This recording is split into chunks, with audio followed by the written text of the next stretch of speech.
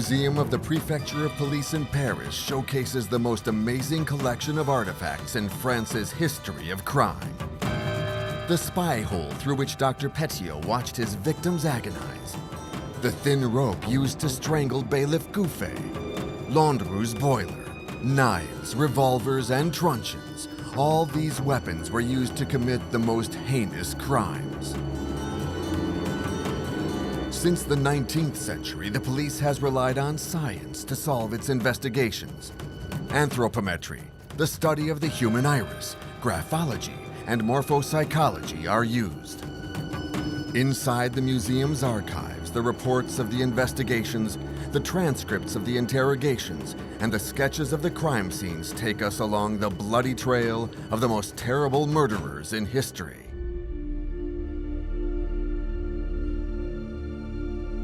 January 17, 1906. Armand Fallières is elected President of the Republic. A fervent abolitionist, the new head of state appoints Georges Clemenceau as council president, and a debate on the abolition of the death penalty is immediately put onto the agenda. Unfortunately, before the vote, a terrible crime occurs. In Paris, January 31, 1907, an 11-year-old girl, Marta Erbelding, is raped and murdered. Outraged, the press and public opinion demand the death penalty for the killer. The Assize Court of the Seine, unsurprisingly, condemns him to death to the applause of the crowd. Despite the opposition of the people, September 13, 1907, President Fallières commuted the death sentence of the murdered to life imprisonment with hard labor. The press are incensed. Le Matin and the Le Petit Parisien organize a readers' poll. The results are unequivocal, with over 1 million people saying they're in favor of maintaining the death penalty. A year after the murderer's trial, despite the plea from Jean Jaurès defending abolition, the death penalty is maintained by 330 votes to 201.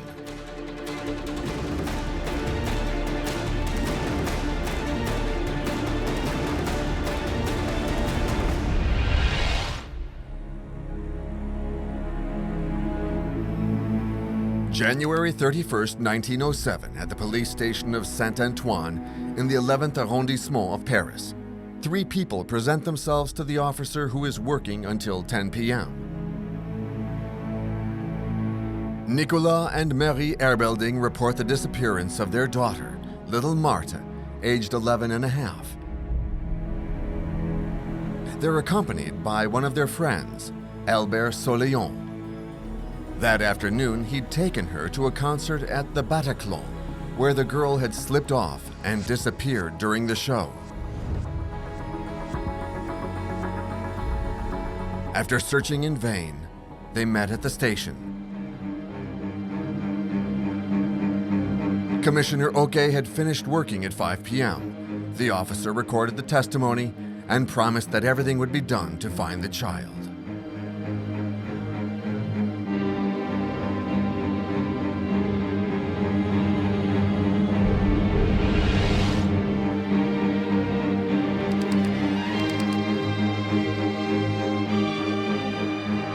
Commissariat de police, il faut se remettre dans le contexte de l'époque.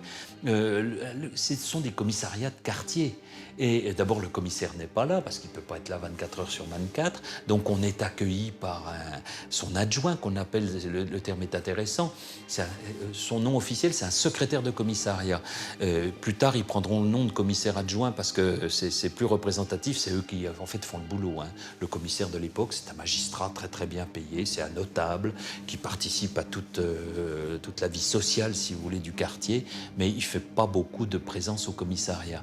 Et donc, il dit qu'il préviendra le commissaire le lendemain à son arrivée. Et un commissaire et un commissariat ne font pas de police judiciaire à l'époque. D'ailleurs, il n'en a pas le personnel, il a 2 ou 3 appariteurs. Ce fameux secrétaire de commissariat qu'on appelle, l'expression est intéressante, le chien du commissaire, c'est-à-dire qu'il fait tout le boulot, toutes les corvées et tout. Mais il n'y a pas de policier, si vous voulez. Donc, il transmet On pense à une fugue, hein, on pense à beaucoup de choses, mais il transmet donc l'affaire à la brigade criminelle de la préfecture de police, qui est déjà à l'époque 36 quai des Orfèvres, hein, et qui s'appelle la police judiciaire. Elle s'appellera brigade criminelle en 1912. Et ce sont ces policiers-là qui vont enquêter. The investigation is assigned to Inspector Bormans. Albert Soleilland is the first questioned, as he's the last to have seen the girl. He says he went to the Erbeldings at 1 p.m. on January 31st.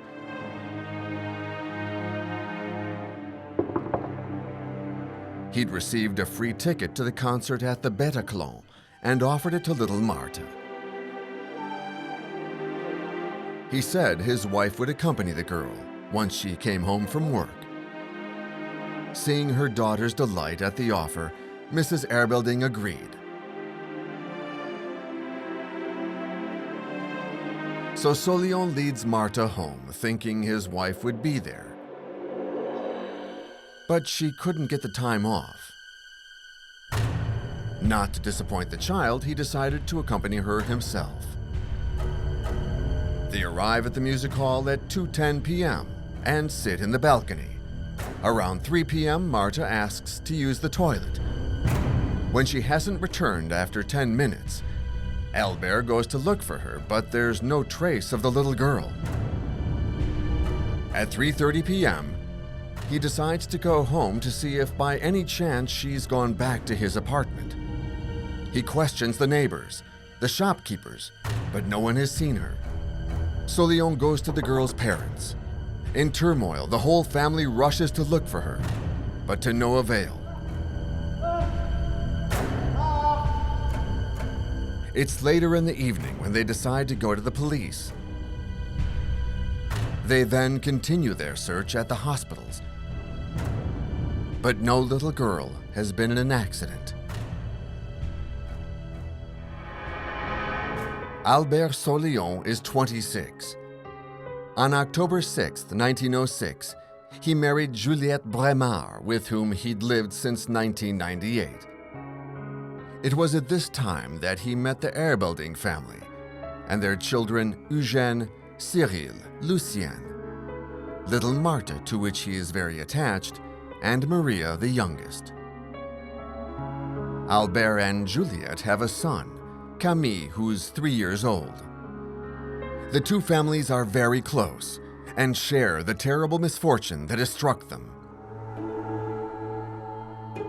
3 leads open up to investigators. Firstly, the presence of a man who's been seen wandering in the neighborhood.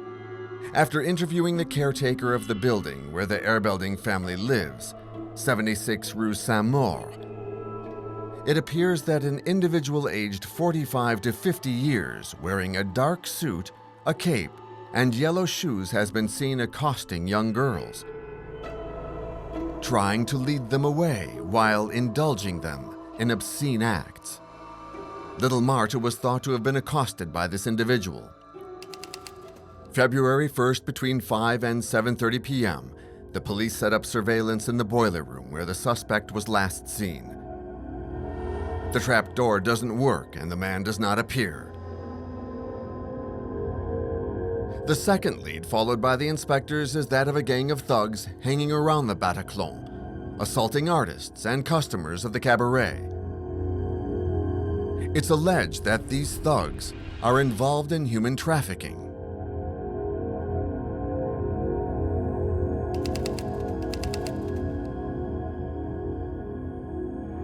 Il y a une insécurité importante, une insécurité en fait qui a toujours existé, mais qui prend un visage particulier avec en particulier ce monde des Apaches, qui va fasciner la bourgeoisie et la petite bourgeoisie. En fait, il y a toujours eu une délinquance urbaine à Paris, il y a toujours eu une grande violence dans la ville et dans sa périphérie, mais la figure de l'apache va en quelque sorte cristalliser tous les fantasmes. C'est d'abord l'affaire Casque d'Or qui va rendre visibles ces apaches, la grande presse va s'en emparer, et cette délinquance à laquelle on ne prêtait peut-être pas une grande attention va occuper le devant de la scène avec toute une série d'affaires qui parfois sont de toutes petites choses, des rixes au couteau, des tortures, des règlements de compte, mais qui vont littéralement fasciner les Français de l'époque, à tel point qu'une mode va être créée. Il est vrai que ces apaches sont assez fascinants. D'abord, leur jeunesse. Certains sont mineurs, ou alors ce sont de très jeunes hommes.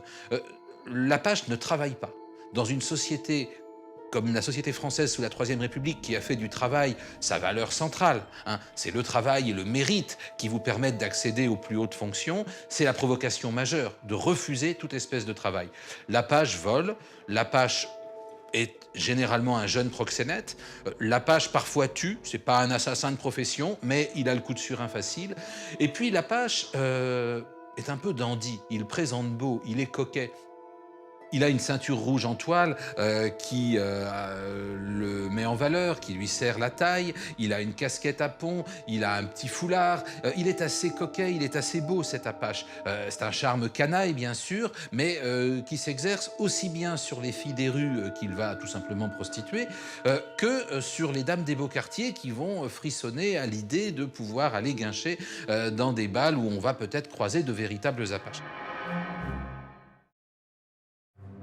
The director of the Bataclan, Mr. Haberkorn, had warned the police about the violence some time ago. Patrols were organized and the band of thugs had recently disappeared. The third lead is the woods at Vincennes, not far from where little Marta disappeared. Rumor suggests that there are child traffickers in the woods, and the lakes could contain her corpse. Inspector Bormans decides to follow this lead. He meets Mr. Georges Lefebvre, guardian of walks from Paris to Vincennes. The lakes were frozen on January 24th, 25th, 26th, and 27th. The public was able to skate there. From January 28th to February 2nd, the ice melted around the edges, but given the shallow depth, it seems impossible that a corpse could stay there without being spotted by a passerby.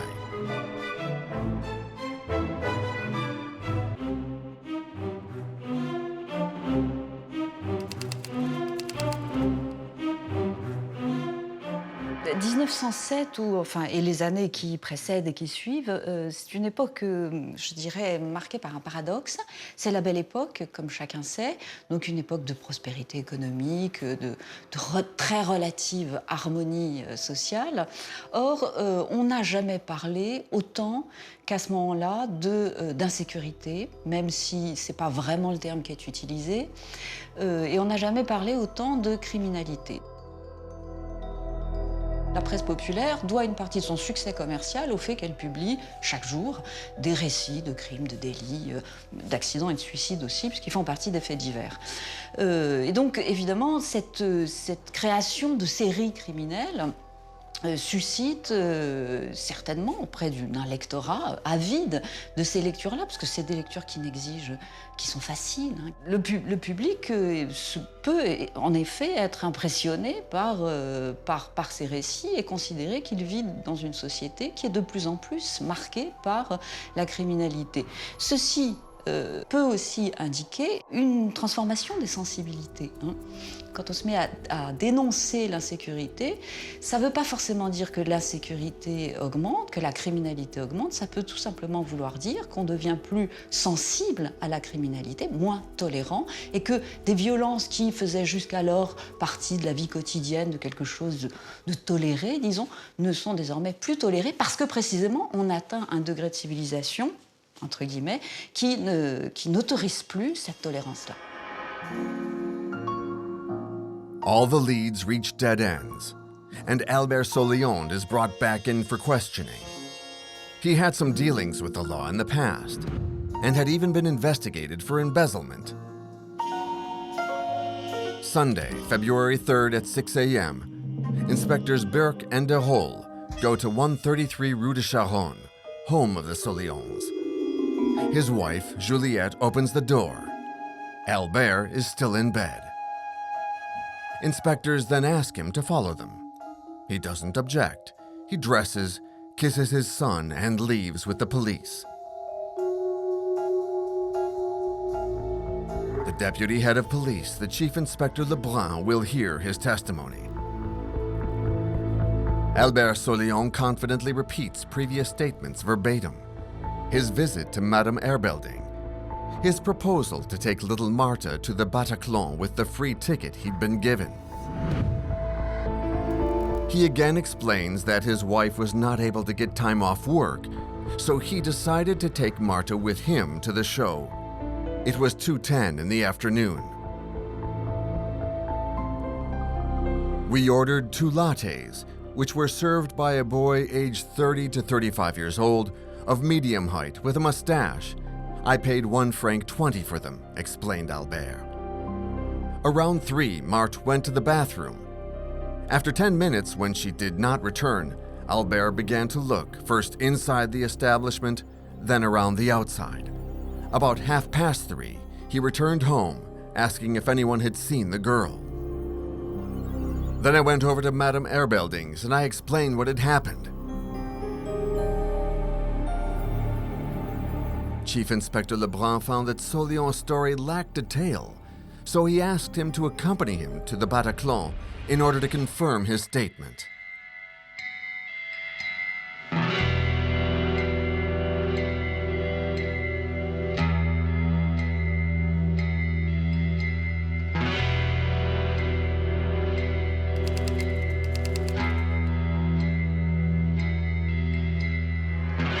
Des spectacles effectivement pour les familles, en particulier le jeudi après-midi, puisque le jeudi c'était notre mercredi aujourd'hui pour les écoles, et donc il y avait un spectacle certainement de chanteurs, de chanteuses, d'animation. Il y avait peut-être aussi des animations genre clown ou acrobate ou choses comme ça qui étaient vraiment famille.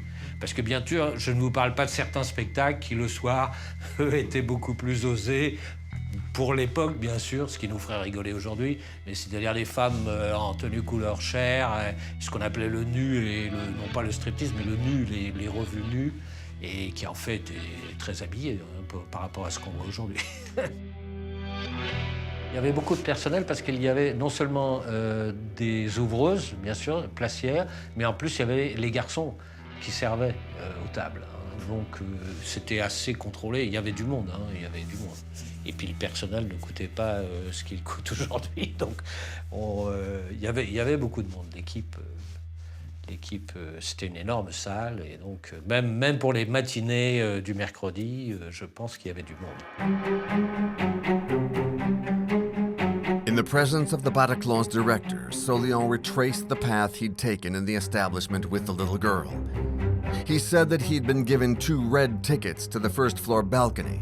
The manager then pointed out that tickets allowing access to the balcony were green. Among the employees, nobody remembered Solion and the little Marta, but there are so many customers. He then points out 2 armchairs, number 155 and 157, where they were sitting.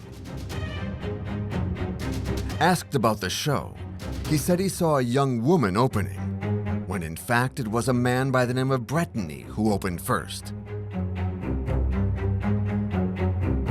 The manager brings them over to the waiters who worked during the show, but none remembers Solion.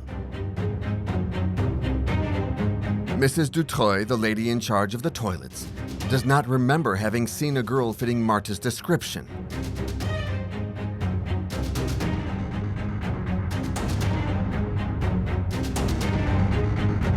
Back at the station, Solion is imprisoned. It was discovered that he was wanted for embezzlement. On May 31st, 1902, he stole the 1,000-franc note that his employer at the time, Mr. Picard, had entrusted him to change. He moved the same day without leaving an address, and since then, he was actively being sought by the police. With Solion detained, the investigation continues. The inspectors go back to question Mrs. Erbelding, who describes precisely how Solion took Marta to the show. He said he came to take the girl home where his wife, who was having lunch, was waiting to take her to the concert at the Bataclan.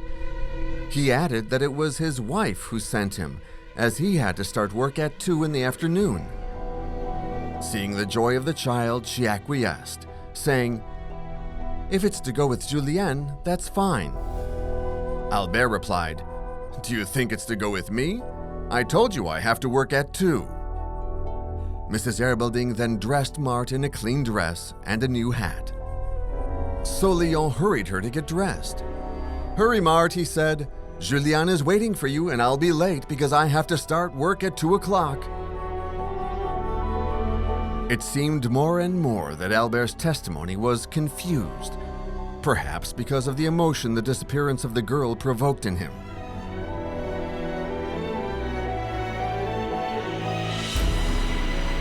On February 5, 1907, the press got hold of the case.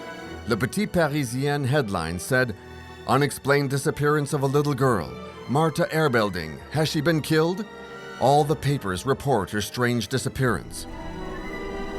In the public opinion, there's a crime epidemic, and not a day goes by without the press reporting sordid or bloody crimes, gangs spreading terror throughout France. Reporters gather all the information they can get on what they feel will be a sensational crime. C'est-à-dire que la presse s'est industrialisée. On est depuis les années 1880-90 dans l'âge des rotatives, c'est-à-dire qu'on tire des journaux non plus à la feuille, ce qui était long et coûteux, mais par des bandes de papier qui se déroulent presque indéfiniment dans des rotatives, c'est beaucoup moins coûteux. Donc se développe une presse à 1 sou. 1 sou, c'est 5 centimes. Tout le monde peut se payer un journal. Les tirages s'accroissent, les porteurs de journaux se répandent dans les rues et donc vont toucher tous les publics. Un journal comme Le Petit Journal ambitionne de toucher aussi bien le bourgeois que la concierge, que le petit artisan, que l'ouvrier. Et donc on arrive à des tirages très impressionnants. Le Petit Journal, à partir de 1890, c'est 1 million d'exemplaires imprimés. Donc facilement 2 à 3 millions de lecteurs, sachant qu'un exemplaire va circuler dans la famille. C'est une puissance importante. Cette presse qui se développe, c'est une presse qui est de plus en plus illustrée. Et à partir de 1890, le Petit Journal va même avoir un supplément illustré avec 2 grandes gravures en couleur. Et pour des Français qui sont habitués à une presse en noir et blanc, l'irruption de la couleur, et même de couleurs assez crues, eh bien ça change tout, ça donne l'illusion du vrai. Ces gravures peuvent nous paraître un peu désuètes, un peu étranges avec nos yeux d'aujourd'hui, nous qui sommes saturés d'images et d'images en couleur. Mais à l'époque, c'était une grande nouveauté. Et bien sûr, les faits divers vont occuper une place importante dans cette imagerie populaire qui se développe avec la grande presse. Inutile de dire que les apaches, et de façon générale les crimes, c'est pain béni pour cette presse qui va attiser ce sentiment d'insécurité auprès en particulier de la population urbaine. February 6th. At the police station, it's decided to re-interview Solion. He repeats and confirms his statement that he was in the Bataclan with little Marta. February 7th. The head of the police, the Divisional Commissioner Amar, sends a circular asking all commissioners to forward any information regarding the disappearance of Marta Erbelding. The press feeds the drama, and attention is starting to turn to Solion. Did he lose her or sell her, is the headline in Le Matin. That same day, Inspector Bourmons will interview a key witness. Mrs. Lepsch lives on 122 Rue de Charonne, opposite Solion's apartment. On January 31st, she returned home at 2:30. On the way home, I opened my dining room window to check the time on the clock hanging in front of the jewelry shop at 119 Rue de Charonne, she said. When I opened the window, I noticed a girl at Mr. Solion's window. I looked at the time. It was exactly 2:30.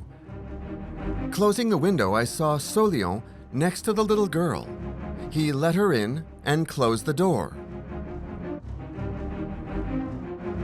The next day, February 8th, Solion is taken out of his cell to confront him with Mrs. Lepsch, who confirmed having seen him at 2:30 with the girl at the window of his apartment. He replied that she is mistaken because at 2:15 he was at the show at the Bataclan. Solion is then confronted with different employees from the Bataclan.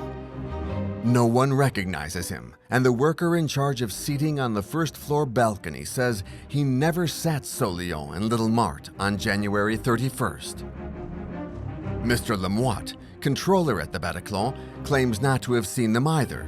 Since Solion insists he attended the concert, he asks the name of the artists who sang that day. I remember Minotti, and especially Mrs. Godet struck me with her vulgar songs. Mr. Lemoine retorts, Mrs. Godet did not sing that day. It became evident that Solion had not attended the show. What had happened to Little Marthe? Intervient donc ce que l'on appelle à l'époque la cuisine dans la police, c'est-à-dire qu'en fait il faut que l'aveu étant la reine des preuves, il faut qu'un accusé se mette à table, les expressions sont intéressantes, cuisine, se mettre à table et tout. Soleilland, comme il est sous le coup d'une condamnation par contumace qu'il n'a jamais évidemment purgé, ça permet, on n'est plus dans le domaine de la garde à vue, on le maintient au dépôt puisqu'il est dans le... Et là, ça permet de l'interroger tous les jours. Solion is then confronted with his contradictions. The lies he told Mrs. Erbelding to convince her to let her daughter go with him. It's my wife who will accompany her. I have to be at work at 2 p.m. Details about the concert at the Bataclan, which he never attended. The story he told Marta's parents, who trusted him, playing the desperate friend who had failed to protect the little girl. The police don't give in, and they push him into a corner. Finally, he cracks. Okay, he says, it was me. Crying, he says, I request that you ignore what I've said so far. I want to tell the truth now. Solion then gives this first version. I thought my wife would be at home when I left the Erbeldings with little Marta. My wife wasn't there, but I still wanted to go to the concert. I don't want to go without Julienne, said little Marta. I teased her. I played with her. And then I wanted to caress her and make her stay because she wanted to go home to her parents. Wanting to keep her here, I felt the body of this girl in my arms. I squeezed her and she screamed. To prevent her screaming, I tightened my grip around her throat. She fell lifeless, dead. Then I took some sacking that I had at home. I folded the body slightly. I covered her head with a coat. I took everything to the railroad station and I put it in the left luggage. I didn't rape the child. I was crazy. I apologize for what I did. After his confession, Solion was quickly taken to the left luggage of the railway station. The package containing the body of little Marta bore the number 1274. It was left on January 31st at 5:10 p.m. under the name of Paris. The package weighed 31 kilos 500 grams and contained the body of the girl. At the sight of the corpse, Solion gave new details. He said that while playing with Marthe, he touched the child's genitals and then he wanted to possess her. Et le crime a provoqué une émotion particulière, sans doute à cause de l'attitude du criminel. Le fait qu'il soit le meilleur ami de la famille, le fait qu'il ait menti pendant 8 jours continuellement, le fait qu'il ait participé aux recherches, qu'il ait donné l'impression d'être totalement solidaire de la famille, alors qu'il savait pertinemment qu'il avait tué, violé la gamine et il savait où était le corps qu'il avait caché. Ça a beaucoup révolté l'opinion. C'est le crime de trop, quelque part. Il a bouleversé l'opinion. Alors pourquoi? C'est difficile à dire. Soleilland n'est pas un apache. C'est un marginal, c'est plutôt un fils de bonne famille, qui a d'ailleurs ruiné et désespéré ses parents. C'est un type qui vit de petites escroqueries, d'abus de confiance, qui déménage à la cloche de bois, qui n'arrive jamais à garder un emploi, qui est d'ailleurs sous le coup de plusieurs condamnations par contumace. Hein. Ça aussi, ça a interrogé les gens. Voilà quelqu'un qui est condamné, qui vivait quand même au grand jour, pas sous un faux nom et qu'on ne retrouve pas, qui ne purge pas sa peine, etc. Ça a beaucoup inquiété l'opinion, parce qu'on se dit que s'il avait payé, s'il n'avait pas connu cette espèce d'impunité, peut-être aurait-il été plus méfiant, peut-être ne se serait-il... Enfin, c'est comme ça qu'on a interprété les choses. The next day, February 9th, the press reports the horrible outcome in every newspaper headline. He killed her, announces Le Matin, showing the photo of the murderer and his victim. Solion murdered little Marthe. The monster has confessed, declares Le Petit Parisien. Solion killed little Marthe, raped, murdered, says L'Humanité. The public is horrified. On Sunday, February 10th, Dr. Courtois Suffit carries out an autopsy on the victim. His report determines that the girl was a victim of attempted strangulation. Her death was due to perforation of the heart with a knife. There were many injuries to the genitals, showing she'd been raped. February 14th, 1907. The funeral of the little Marthe is held. A large crowd accompanies the casket.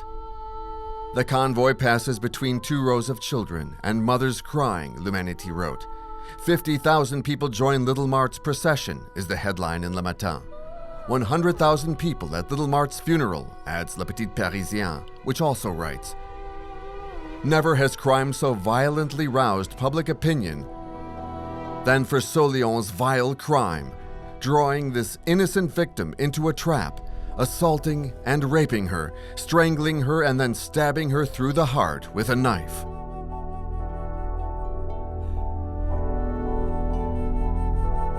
The people of Paris, distraught, demand justice.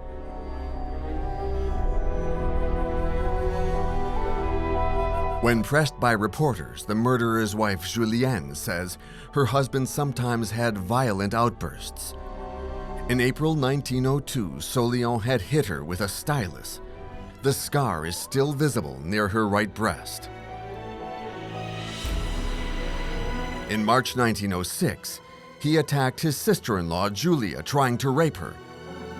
He grabbed me, knocked me down, and threw me to the foot of the bed in the room. Holding me down, he pulled out the knife that was in his pocket and said, "I want you to be mine, and if you ever resist me again, I'll pierce your heart with this dagger." But she escaped him by pretending to give in and then running away as soon as his back was turned. At the time, she had not filed a complaint for fear of bringing scandal on the family. Each day, more and more sordid details were added to the portrait of the monster, and his wife eventually disowns him. This monster has nothing for me or for my son. His heinous act has created an unbridgeable gap between us. Et un autre personnage qui est fascinant dans toute cette enquête, c'est évidemment la femme de Soleilland, femme extrêmement séduisante, hein, dont j'en ai pas la preuve, hein, mais il m'a semblé à travers les enquêtes et autres qu'elle s'est livrée plus ou moins à la prostitution et que en fait c'est son mari hein, qui l'a forcé à se prostituer quand le couple avait des ennuis d'argent ou que lui était au chômage comme d'habitude. Alors d'abord, ce qui est intéressant, c'est qu'elle travaille dans une industrie folle, hein, des baleines de parapluie, et qui sont de vrais restes de baleines, hein, bien sûr, qu'on utilise. Et puis, bon, elle est très belle, évidemment, elle est très érotique, hein, on sent d'ailleurs que le couple a beaucoup fonctionné là-dessus. Elle a une attitude à l'égard de son mari étonnante, elle dit à la fois qu'il lui fait peur, qu'il l'effrayait, comme si elle était un peu prisonnière, mais en même temps, on a des tas de témoignages qui montrent qu'elle avait pour lui beaucoup d'indulgence. Hein. A crowd of onlookers gathers around the building of the crime at 133 Rue de Charonne, and it seems the only conclusion to this case is the guillotine. The trial begins July 23, 1907, and lasts only 2 days. The room is full when at 12:15, the killer of little Marthe enters. Emotions run high, and everybody stands to see the monster close up. Solion is not troubled. Wanting to look good, his hair is meticulously styled, and his mustache is carefully teased up at each end. He's smiling. His eyes, one brown and the other light green, give him a curious look. Despite his best efforts, he doesn't come off as likable. Rather, he seems sneaky, cold, and unfeeling. At the beginning of the hearing, the President Baffray gives the jury a picture of Mart's little corpse, taken after the heinous crime. He then paints the picture of the accused. He sums up Solion's life. Thieving from his father at the age of 15, stealing goods from his family that he sold on the streets, living off the prostitution of his future wife. His different employers reported a violent character that he demonstrated when wounding his wife with a stylus and trying to abuse his sister-in-law. Solion is no longer flaunting himself. He hides behind the wall that separates him from his lawyer, his head in his hands, moaning. Then comes the description of the murder of the little Marthe. "I don't remember," he replies to the president.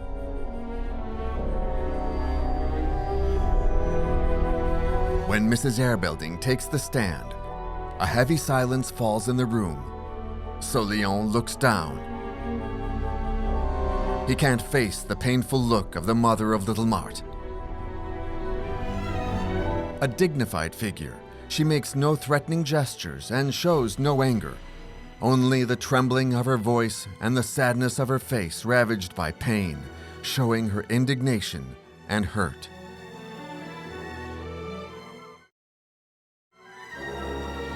The session of July 24th begins with the argument of Mr. André Hess for the prosecution.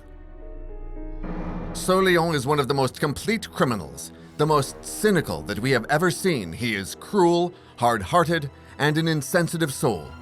Addressing the jury, he says, "A verdict of weakness on your part would panic the public. They would wonder where in this lamentable case you could possibly find any elements to excuse this man who in such a short time was a thief, a pimp, and a murderer." The crowd applauds loudly. It was then the turn of the public prosecutor, Mr. Trouard-Riolle, who concluded his argument with this sentence: "In a human body, when a limb is gangrenous, it's cut off. In a society, when there is a monster, he is eliminated. It is a duty that you must carry out. There are stains that can only be erased with blood." The audience is in a trance. Mr. Robert Bernstein, counsel for the defense, will be hard-pressed to prove that there was no premeditation, that Solion had a single fit of rage where he lost his mind, and he was unaware of the act he was committing. He asks for mitigating circumstances to be considered. The jurors then retire to deliberate. At 4:30, the bell rings announcing their return. The verdict is final. Solion is found guilty of all the charges against him and sentenced to the death penalty. The accused is destroyed. His wife Julienne jumps up and cries out to the man who was her husband. "Wretched man," she screams at him, "you've disgraced your child." And trying to rush to the dock, she yells, "Let me kill him, let me!" But strong arms hold her back.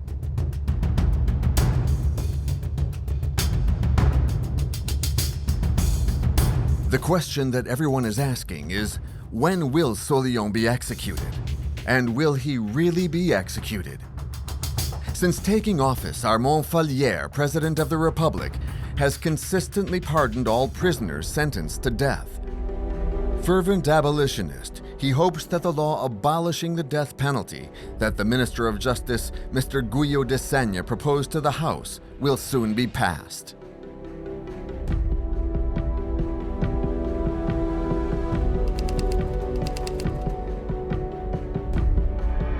Fallières a pratiqué une politique de grâce systématique. C'est un abolitionniste et il a mis ses actes en conformité avec ses convictions. par conséquent, dès qu'il a été élu, il a commencé à gracier. Et évidemment, l'opposition de droite en a profité pour dénoncer ce qui était contraire à la volonté des jurés. Cependant, je considère, quand on regarde la situation politique et parlementaire de l'époque, que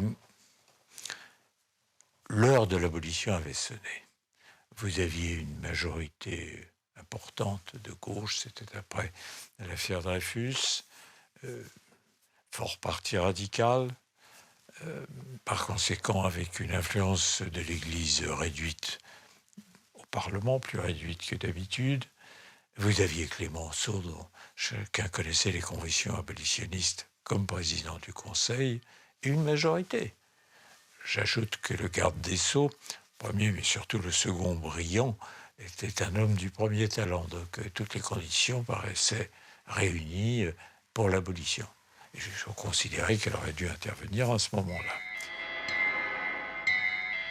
But public opinion is not ready to accept such a decision after such a horrible crime, and the press is of the same opinion.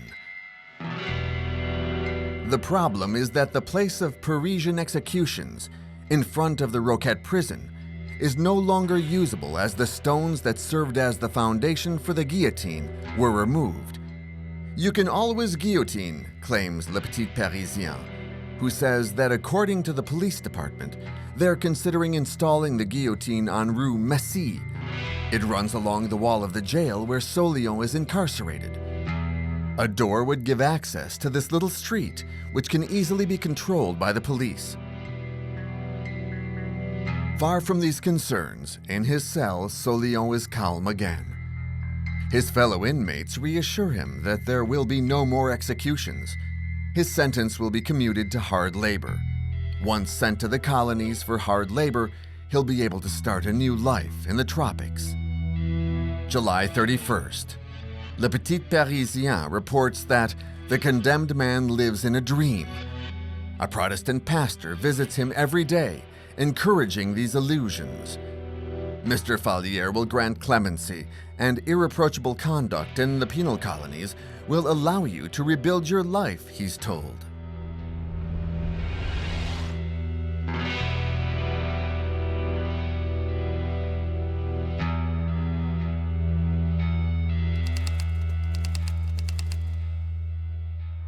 L'image du bagne de Guyane, c'est plutôt une image idyllique. La presse ne s'est pas encore fait le relais des dures conditions de vie en Guyane.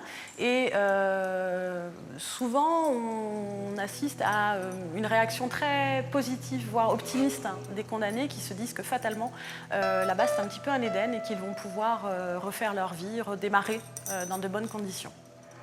Solion already sees himself there. I will be very happy and nearly free. Maybe I could one day have a horse and a small car to drive around the island. I will organize my little house as I like. The administration will provide food. I will just have to let myself live. These are the words of the murderer transcribed in the newspaper and that fuel public resentment. September 12, 1907.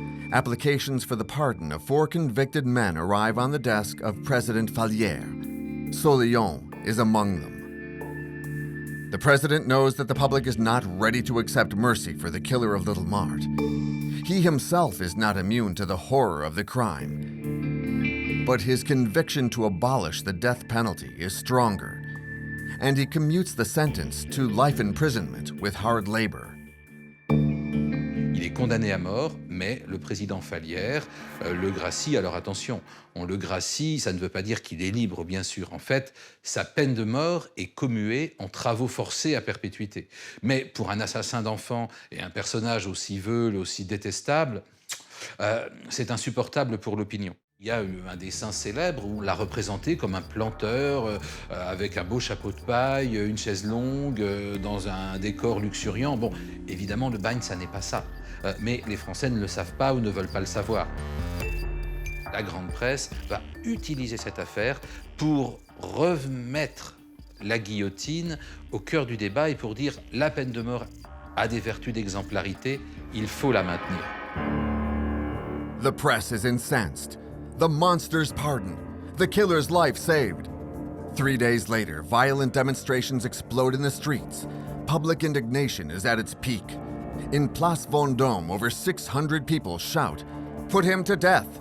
We want justice!" September 20th, 1907.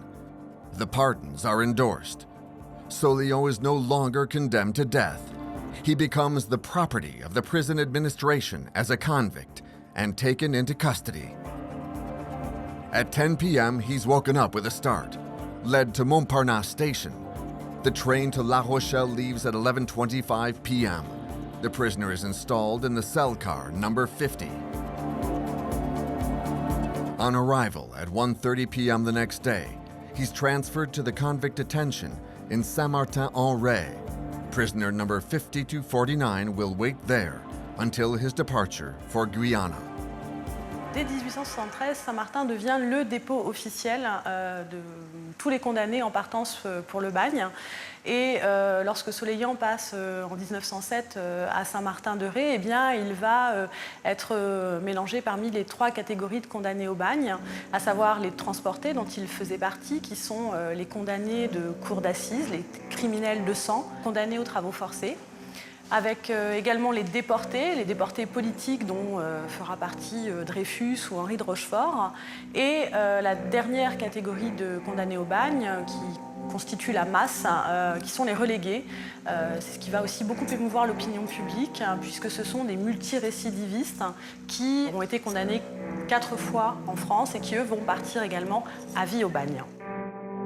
Et en 1907, eh bien, les condamnés partent déjà depuis le port principal de Saint-Martin-de-Retz. Donc ils traversent le bois de la Barbette, qu'on va appeler également l'allée des Soupirs, en direction du Clémenceau, où là, une foule généralement massive les attend, malgré les arrêtés municipaux. C'est un spectacle où chacun vient assister. Et on a des vapeurs, comme l'Express ou le Guillotine, qui vont embarquer tous ces condamnés jusqu'au bateau bagne, comme le Loir, qui les attend en rade de Saint-Martin. At the same time, Le Petit Parisien launches a major campaign, for or against the death penalty, for which it'll get a huge amount of input from its readers. All the press follows the movement, even the Times in London. The big referendum of Le Petit Parisien, expected to last until October 25th, is so successful that it's extended. On November 5th, 1907, the results are announced. Those for 1,083,655 against 329,000. The die is cast. The people have spoken. December 20th, 1907, on the ship La Loire, Solion and 450 other convicts reach Guyana. The Eden that he finds is very far from his dreams. Enlisted in the 3rd class, he was assigned to the toughest jobs. Hated by all, in 1912 he tries to seduce a young convict, but is rejected by the object of his lust. He goes into a rage and assaults the young man, who defends himself and injures Solion with a knife. Weakened, he contracts tuberculosis, which finally kills little Mart's assassin in 1920. The debate on the abolition of the death penalty will be submitted to the Chamber of Deputies on June 12, 1908, a year after the trial of Solion. The press continues to highlight the insecurity in France. Only the newspaper L'Humanité, whose political director is Jean Jaurès, seeks to defend the cause for abolition. In the Chamber of Deputies, Maurice Barrès, a strong supporter of the death penalty, debates against Jean Jaurès, who rejects the sentence as disgusting and appeals to the Assembly's Christian humanism. Despite the will of the government and the conviction of Armand Fallières, on December 8, 1908, the bill will be postponed by 330 votes against 201.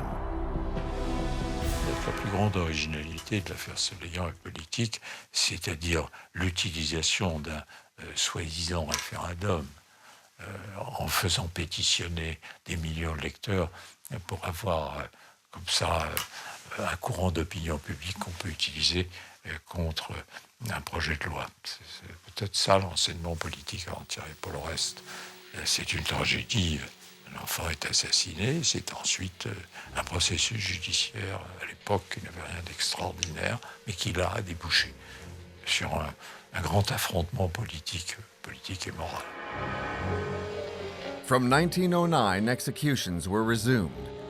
President Fallières, not daring to use his right to pardon in the face of a fearful society eager for a discourse about security. It wasn't until September 18, 1981, despite public opinion still being largely opposed, that the National Assembly adopted by 363 votes to 117 the law abolishing the death penalty. La guillotine est au musée, qui est le lieu à lequel je la destinais depuis longtemps. Elle est au musée. L'opinion publique est en majorité contre le rétablissement de la peine de mort, et spécialement dans les nouvelles générations.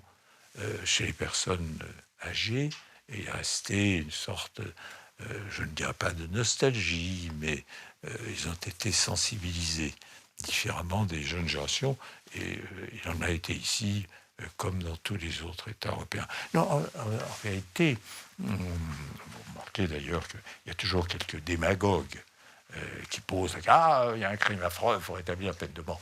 Pure démagogie. Pourquoi je dis pure démagogie? Parce qu'ils savent que c'est impossible. N'est-ce pas? Il faut bien mesurer le chemin parcouru depuis 1981.